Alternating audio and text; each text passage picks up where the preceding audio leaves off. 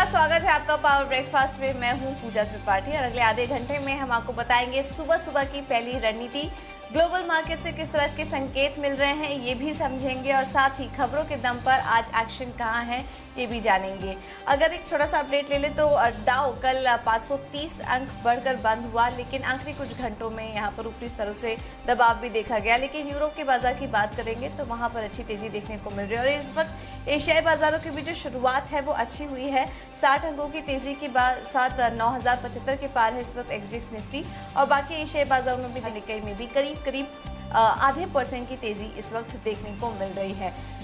तो अभी फिलहाल जो संकेत मिल रहे हैं वो इस तरह के हैं और किस तरह के संकेत आ रहे हैं ग्लोबल मार्केट से और क्या अपडेट हुआ है ये समझ लेते हैं। और दीपांशु हमारे साथ जुड़ चुके हैं ये बताने के लिए। दीपांशु, गुड मॉर्निंग, बताइए।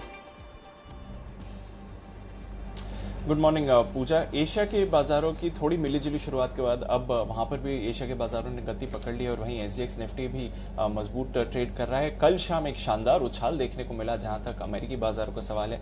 इससे पहले हमने देखा था कि फ्राइडे के दिन अमेरिकी बाजार सपाट बंद हुए थे पर अच्छी रिकवरी आई थी लास्ट घंटे में। कल लास्ट घंटे में बिकवाली है, उसकी वजह मैं बताता हूं। पर उससे पहले अगर आप देखें तो डाउ 530 अंक बढ़ा और बल्कि इंट्राडे में 25,000 के ऊपर भी गया था डाउ। वहीं अगर आप S&P 500 की बात करें तो इंट्राडे में 3000 के स्तर के ऊपर गया था और ये पहली बार है 5 मार्च के बाद जब 3000 के ऊपर आपको S&P जाता हुआ दिखा, जो उसका 200 डेली मूविंग एवरेज भी है। इकोनॉमी के खुलने पर और कोरोना की वैक्सीन को लेकर जो मूड सुधरा है उसकी वजह से हमने ये तेजी जरूर देखी है। और यही नहीं, जो डेटा आ रहा है अभी यूएस इकोनॉमी से वो भी अच्छा आ रहा है। अप्रैल के महीने में जो नई घरों की बिक्री है वो अनुमान से बेहतर रही और मई के महीने में अब तक जो कंज्यूमर कॉन्फिडेंस का इंडेक्स है वो भी अनुमान से बेहतर है, तो वहां से भी मजबूती के संकेत आ रहे हैं। पर आखिरी घंटे में हमने देखा कि बिकवाली का दबाव भी आया। दिन की ऊंचाई से डाउ लगभग 150 अंक फिसल कर बंद हुआ और ये यूएस और चाइना के बीच में बढ़ती टेंशन्स की वजह से है। हांगकांग में ऑलरेडी प्रोटेस्ट चल रहे हैं दिन बर दिन, वो तो एक कंसर्न है ही। अब ऐसी भी खबरें आई थी जो हमने कल भी आपको बताया था कि यूएस शायद कुछ सैंक्शंस या फिर प्रतिबंध लगा सकता है चाइना के ऊपर। 33 कंपनीज को ऑलरेडी ब्लैकलिस्ट कर दिया है। चाइना भी इसके रिस्पॉन्स में कुछ अमेरिकन कंपनीज पर इन्वेस्टिगेशन शुरू कर सकता है। खबरें ये भी आ रही है कि कई जगह अब चाइना एक मिलिट्री कॉन्फ्लिक्ट की तरह की तैयारी कर रहा है। साउथ चाइना सी में तैयारी हो रही है। हांगकांग के साथ तनाव है, ताइवान के साथ तनाव है और भारत के साथ भी बॉर्डर एरियाज में टेंशंस क्रिएट कर रहा है चाइना इस समय। तो एक कहीं ना कहीं इस अटेंशन को डिफ्लेक्ट करने की कोशिश आ रही है चाइना की तरफ से, बट इससे टेंशन जरूर बढ़ रही है ग्लोबली और स्पेशली यूएस और चाइना के बीच में। ट्रंप साहब ने कहा है कि इस हफ्ते के अंत तक यानी कि एंड ऑफ दिस वीक कुछ ना कुछ ऑफिशियल रिस्पॉन्स या एक ऑफिशियल स्टेटमेंट जरूर आएगा अमेरिकन गवर्नमेंट से, तो वहां पर भी नजर रहेगी जहां तक निवेशकों का सवाल है। उसके अलावा अगर आप देखें तो यूरोप के बाजार मजबूती में रहे, लगभग 1 से 1.5% की तेजी थी। एक रिपोर्ट आ रही है कि एक नए स्टिमुलस प्लान पर काम किया जा रहा है यूरोप में, तो उससे भी बाजारों को सहारा मिला। कल शाम कच्चे तेल में हमने देखा 3% की तेजी थी, हालांकि आज सुबह थोड़ा दायरे में है जरूर, तो वहां पर भी आपको एक्शन होते हुए दिख रहा है। और क्योंकि मार्केट का सेंटिमेंट सुधर रहा है इसलिए गोल्ड में, सोने में थोड़ी मुनाफा वसूली दिखी है, वापस 1700 के आसपास आ गया है गोल्ड। ओके, तो गोल्ड में मुनाफा वसूली देखने को मिली है और अमेरिका और चीन के बीच जो टेंशन बढ़ रहा है उसका ही असर कल हमने देखा कि डाउ में भी देखने को मिला है, अमेरिकी बाजार में भी कल देखा गया है। इसके अलावा दीपांशु, कोरोना को लेकर अब क्या अपडेट आ रहे हैं? कोरोना को लेकर जो वैक्सीन का अपडेट दिया था कल वैसा ही है, तो अभी वैक्सीन रिलेटेड या दवाई रिलेटेड और कुछ नए अपडेट्स नहीं आए हैं। मामलों की बात करें तो 92,000 मामले कल फिर से सामने आए, जो कि डेली एवरेज के आसपास है और 4,000 से ज्यादा लोगों की मौत हो गई। अब 56.8 ऑलमोस्ट 57 लाख लोग प्रभावित हैं और 3.5 लाख लोगों की मौत हो गई है। जो ठीक होने वालों की संख्या है वो भी 24 लाख के करीब पहुंच चुकी है। भारत में देखें तो अब 1.5 लाख से ज्यादा लोग संक्रमित है और मरने वालों का आंकड़ा भी 4,344 पर है। कल 5,844 नए मामले सामने आए। हालांकि ये हाई फिगर है बट पिछले कुछ दिनों की एवरेज देखें तो उससे कम है। अब ये देखना पड़ेगा कि अगर डेली बेसिस पे ऐसा डिप दिखता है तो अच्छी बात है, पर हाँ, पिछले 10-12 दिनों की भारत की एवरेज रही है 6-6,500 केसेस ही, और उससे कंपेयर करें तो फिर कल के मामले थोड़े कम जरूर हैं। कल 172 लोगों की मौत भी हुई है भारत में और इस समय 82,000 एक्टिव मामले हैं जहां तक भारत का सवाल है। अमेरिका की बात करें तो 19,000 नए मामले सामने आए और 774 लोगों की मौत हुई, जो फिर उनकी जो डेली डेथ टोल है उसके कंपैरिजन में देखें तो काफी कम है, बट अभी भी काफी ज्यादा अफेक्टेड है। ब्राजील तो ऑलरेडी एक बड़ा कंसर्न है, कल 15,000 नए मामले सामने आए और अब लगभग 4 लाख लोग ब्राजील में प्रभावित हैं। रशिया में 9,000 मामले सामने आए, 3,62,000 लोगों संक्रमित हैं वहां पर इस समय। यूरोप में हम जैसे कि आपको रोज बता रहे हैं कि डेली मामलों में गिरावट आ रही है। कल अगर आप देखें तो फ्रांस में एक भी नया मामला नहीं आया, और वहीं 2 हफ्ते या 1 महीने पहले फ्रांस एक मेजर कंसर्न था स्पेन और इटली के साथ। तो ये एक अच्छी खबर है कि फ्रांस में कल एक भी नया मामला नहीं आया, और बाकी के यूरोप के देश को, रशिया को अगर आप निकाल दें तो वहां पर भी गिरावट का ट्रेंड बरकरार है इस समय। ओके, तो यूरोप में हल्का यहाँ पर सुधार देखा गया है आंकड़ों में, लेकिन बाकी जगह दिक्कतें अभी भी बरकरार है। चलिए, बहुत बहुत शुक्रिया दीपांशु हमारे साथ जुड़ने के लिए और पूरी जानकारी डिटेल में देने के लिए। चलिए अब आगे बढ़ते हैं और मार्केट में रणनीति क्या होनी चाहिए आगे के लिए वो भी समझ लेते हैं, लेकिन सबसे पहले संस्थागत निवेशकों की तरफ से किस तरह के आंकड़े थे ये भी जान लेते हैं। एफआईएस की बात करें तो कल कैश सेगमेंट में 4,716 करोड़ की खरीदारी कैश सेगमेंट में देखी गई है एफआईएस की तरफ से। ये आंकड़ा कल देखा गया और अच्छा खासा खरीदारी का आंकड़ा कल देखा गया एफआईएस की तरफ से। घरेलू निवेशकों की बात करें तो उन्होंने भी खरीदारी ही की है, करीब 2840 करोड़ की खरीदारी यहाँ पर घरेलू निवेशकों ने की है। वायदा बाजार में 926 करोड़ की बिकवाली हुई है एफआईएस की तरफ से, लेकिन कल हमने खरीदारी का आंकड़ा देखा है। तो चलिए इन तमाम क्यूज को कैसे समझना चाहिए आज के लिए इसका रुख कर लेते हैं, और वक्त है हमारे खास सेगमेंट का जहां हम हर रोज बात करते हैं जी बिजनेस के मैनेजिंग एडिटर अनिल सिंघवी से।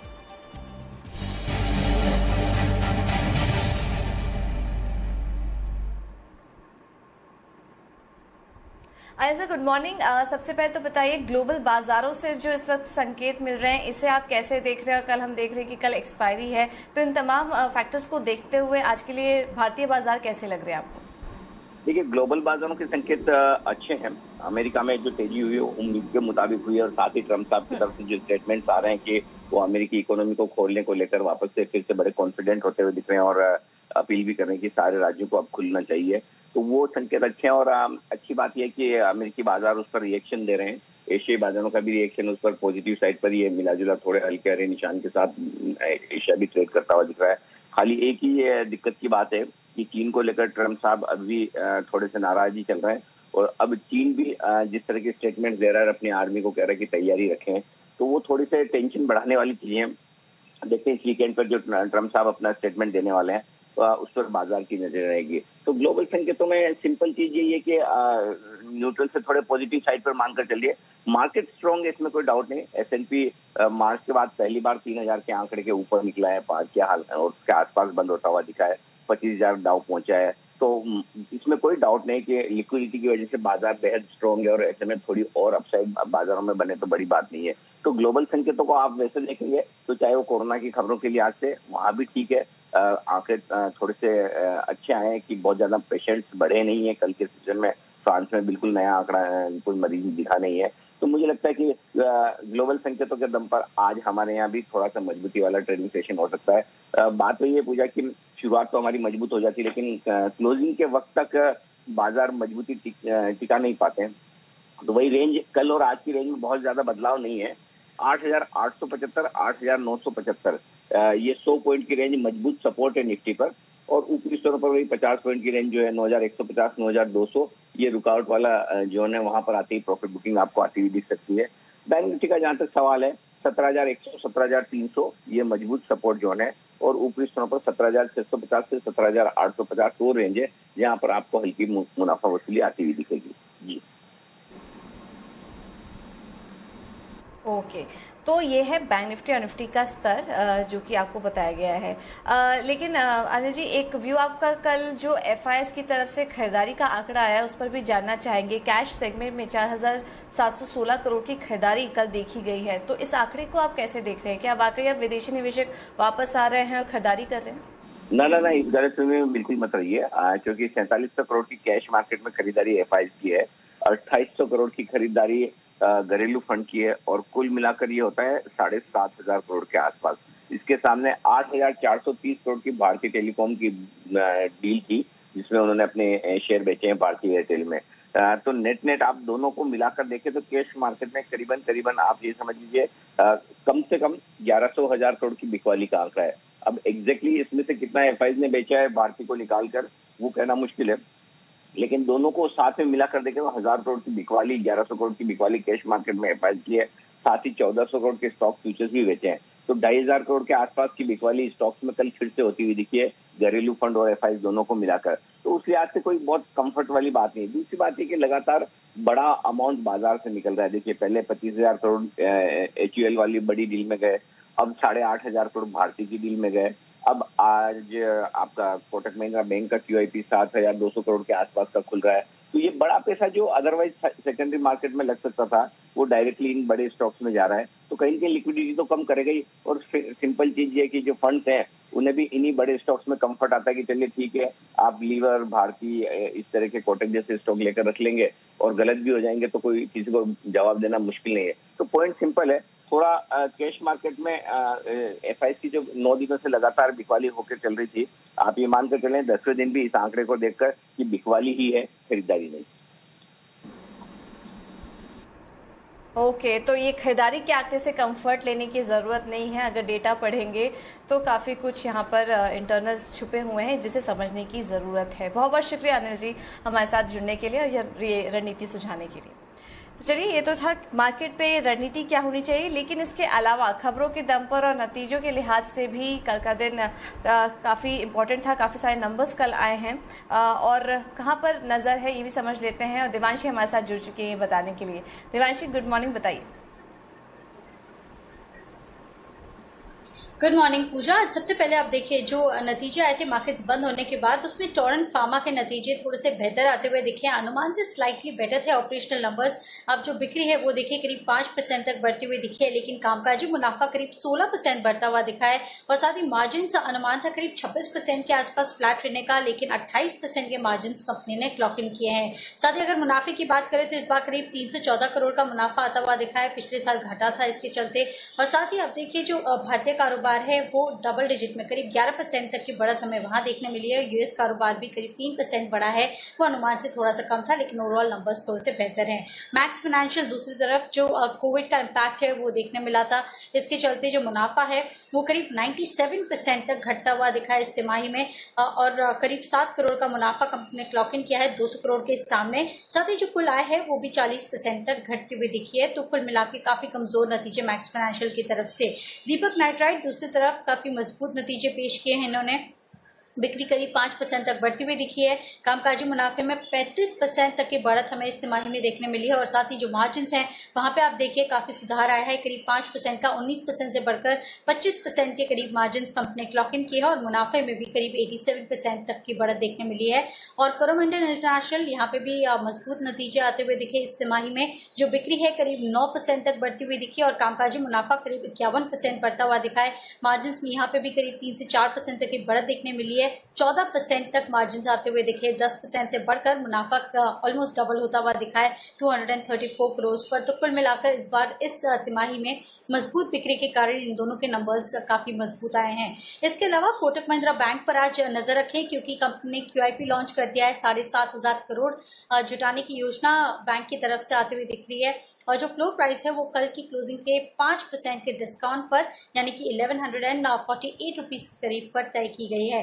साथ ही ब्लॉक डील्स पर नजर कर लेते हैं। JMC प्रोजेक्ट्स पर नजर रखिए, जहां पे क्वेस्ट इन्वेस्टमेंट एडवाइजर्स ने कंपनी में करीब 9.25 लाख शेयर्स खरीदे हैं 38 रुपीज प्रति शेयर के भाव पर। और साथ ही भारतीय एयरटेल, जिसकी आप अभी बात कर रहे थे, सोसाइटी जनरल ने यहाँ पे शेयर्स खरीदे हैं। भारतीय टेलीकॉम ने करीब 3.25% हिस्सा बेचा था, लेकिन सोसाइटी जनरल ने करीब 3.5 करोड़ शेयर्स खरीदे हैं 561 रुपीज प्रति शेयर के भाव पर इन्होंने ये शेयर्स खरीदे। इसके चलते आज फिर फोकस रहेगा। ओके, तो भारती एयरटेल पर नजर रखिए। आज यहाँ पर खबरों के लिहाज से एक्शन देखने को मिल सकता है। इसके अलावा Kotak Mahindra bank QIP launch कर लिया है जिसके चलते आज ये स्टॉक भी फोकस में रहेगा और तमाम नतीजे जो अभी देवांशी ने आपको बताए इन सब पर भी नजर रखें। बहुत बहुत शुक्रिया देवांशी ये सारी डिटेल्स हमारे साथ शेयर करने के लिए। तो नतीजों के लिहाज से भी ढेर सारी खबरें हैं और उसके अलावा भी खबरों के चलते काफ़ी सारा एक्शन आज देखने को मिल सकता है। तो चलिए ये तो था मार्केट और खबरों के लिहाज से एक्शन का है, लेकिन स्टॉक स्पेसिफिक रणनीति आज के लिए क्या होनी चाहिए ये भी आपको बता देते हैं। चॉइस ब्रोकिंग की तरफ से जो कॉल्स आया है सबसे पहले वो आपकी स्क्रीन पर है। टोरेंट फार्मा यहाँ पर इन्होंने खरीदारी करने की राय दी है। इस स्टॉक में कैश लेवल पर आप खरीदारी करिए। कल नतीजे भी आए थे और नतीजे अनुमान से बेहतर दिखाई दे रहे हैं, इस वजह से उस लिहाज से आज स्टॉक में खरीदारी देखने को मिल सकती है। स्टॉप लॉस 2500 का होगा और 2690 2740 के लक्ष्य के लिए आप खरीदारी कर सकते हैं। तो टोरेंट फार्मा में आज आप खरीदारी करने की राय होगी। अच्छे नतीजों के दम पर आज यहां पर एक्शन देखने को मिल सकता है। चलिए अब आगे बढ़ते हैं। कमोडिटी मार्केट में किस तरह का एक्शन है ये भी समझ लेते हैं और जिगर त्रिवेदी हमारे साथ जुड़ चुके हैं ये बताने के लिए। जिगर बहुत बहुत शुक्रिया सुबह सुबह समय देने के लिए। सबसे पहले तो गोल्ड पर राय दीजिए। कल हमने देखा था कि कुछ मुनाफा वसूली भी गोल्ड में देखी गई थी, तो आज क्या करने की रणनीति होगी सोने में? गुड मॉर्निंग पूजा। मुझे लग रहा है कि कल जो सेलिंग प्रेशर मार्केट में हमने देखा था आज भी थोड़ा बहुत कंटिन्यू करेगा। अगर गोल्ड जून 46,400 के आसपास मिल रहा है तो हमें यहाँ पर बिकॉली करनी चाहिए 46,500 के स्टॉप लॉस से। Target would be 46,200। ओके, तो गोल्ड में बिकवाली करके चलिए। 46,500 का स्टॉप लॉस होगा, टारगेट होगा 46,200 का। इसके अलावा जिगर बेस मेटल्स में क्या राय होगी, वहां पर भी बिकवाली करके चले? बेस मेटल्स में मुझे लग रहा है कॉपर में यहाँ पे एक सेलिंग प्रेशर रहेगा। यूएस और चाइना के बीच में जो ट्रेड वॉर एस्केलेशन की चिंता जताई जा रही है, क्योंकि यूएस ने 33 चाइनीज कंपनीज को वापस से ब्लैक लिस्ट कर दिया है, जिसके पीछे हमें लग रहा है बेस मेटल्स की वापस से डिमांड को थोड़ा बहुत धक्का लग सकता है ओवरऑल। सो या copper looks very weak. So June contract sell around 416, 418 is the stop loss and 412 is target. Okay, तो कॉपर यहाँ पर कमजोर लग रहा है तो बिकवाली करके चलिए। स्टॉप लॉस होगा 418 का, 412 के टारगेट के लिए आप कर सकते हैं कॉपर में बिकवाली। इसके अलावा जिगर कल हमने देखा कच्चा तेल भी दायरे में था। हालांकि 3% की तेजी दिखी थी कच्चे तेल में, लेकिन उसके बाद दायरे में कारोबार करता हुआ नजर आया कच्चा तेल। यहाँ पर आज क्या करें? मुझे क्रूड में अगर हम देखें तो ये आज 27 है और फर्स्ट मई से लेके आज तक का अगर मूव देखें तो 1300 से लेके 2600 तक का मूव हमने देखा है। मतलब कि एग्जैक्ट 100% की रैली देखी हुई है। सो मुझे डेफिनेटली लग रहा है थोड़ा बहुत यहाँ पे कंसोलिडेशन या थोड़ा बहुत करेक्शन मार्केट में आ भी सकता है। तो दिन के सेशन में हम क्रूड में बिकॉली करना तो कंफर्टेबल रहेगा। अगर 2575 के आसपास प्राइसेस मिलती है, one should go short with the stop loss of 2600 and target would be 2520। Okay, ठीक है। तो ये रणनीति आपको बता दी गई। बहुत बहुत शुक्रिया जिगर हमारे साथ जुड़ने के लिए। सबसे पहले गोल्ड सोने में बिकवाली करके चलिए। स्टॉप लॉस होगा 46,500 का, 46,200 के टारगेट के लिए आप कर सकते हैं सोने में बिकवाली। बेस मेटल्स में कॉपर यहाँ पर कमजोर दिखाई दे रहा है तो जून कॉन्ट्रैक्ट का कॉपर आप बेच सकते हैं। स्टॉप लॉस होगा 418 का, 412 के टारगेट के लिए आप बिकवाली करिए कॉपर में। और आखिर में क्रूड में भी बिकवाली करने की ही राय होगी, क्योंकि कल के एक्शन के बाद हमने देखा जो दायरे में कच्चा तेल लिखा आज उसमें कमजोरी देखने को मिल सकती है। यहाँ पर जो रणनीति सुझाई है वो बिकवाली की ही है। स्टॉप लॉस होगा 2600 का और 2520 के टारगेट के लिए आप कर सकते हैं कच्चे तेल में बिकवाली। तो ये रणनीति आपको सुझा दी गई है कमोडिटीज में। लेकिन चलिए ब्रोकरेज हाउस के रडार पर आज कौन कौन सी कंपनियां हैं ये भी समझ लेते हैं और रुक करते हैं हमारे खास सेगमेंट का FIR यानी कि FII इन्वेस्टमेंट रिपोर्ट्स।